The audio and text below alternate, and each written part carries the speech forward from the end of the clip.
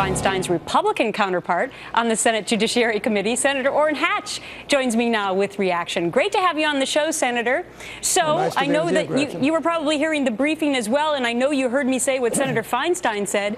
I mean, I can't think of a more direct way for somebody in the president's own political party to tell him to get going. Well, the president ought to pay attention to Dianne Feinstein. She's chairman of the Intelligence Committee, and she knows as well as I that he's known about ISIS for a long time. When they were less than 1,000 people, now they're more than 10,000 people. And now they're not only in Iraq, but they're also in Libya. And I have to say they're having a much greater impact all over the Middle East than they ever would have had we had a president who decisively acted. Well, even former Homeland Secretary Janet Napolitano said that when she was still in Washington, which was more than a year ago, that everyone knew about ISIS. I want to call your attention, though, Senator, to Congress's role in all of this, because the president's spokesperson just said that the president was hoping that Congress would have some sort of a buy-in to his strategy and ideas. What does that mean? Well, I think what he wants to do is have us buy into what is a disastrous foreign policy. Look, Syria's in trouble. All over the Middle East are in trouble. ISIS, or ISIL, or whatever you want to call it, is building forces. We could have stopped all of that had we had any president who would act decisively. And frankly, I think the president is a failure in this area, and I feel sad about it because we're going to have to pay a heavy price in the end because he's failed to act.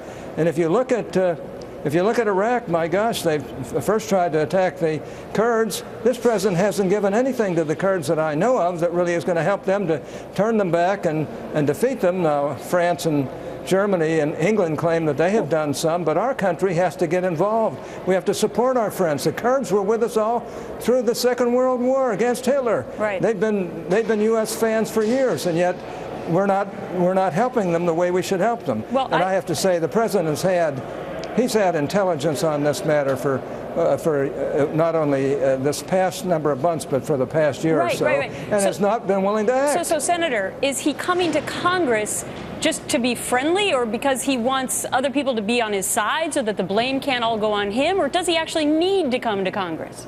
Well, look, I've always given the president, whoever the president may be, a lot of leeway in these type of issues.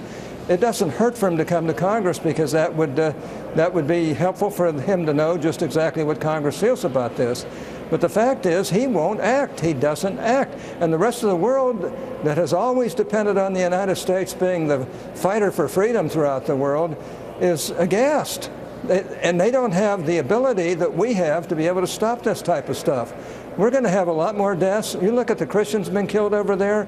You look at the way they've rolled right over the Yazidis and others. I mean, it's just unbelievable that this president doesn't do anything about it. I'll be interested as much as anybody next Wednesday when he hopefully comes up with some sort of a plan.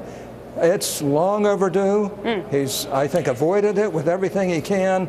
And look, it's time for him to wake up and start realizing that the United States is important to world peace. Right.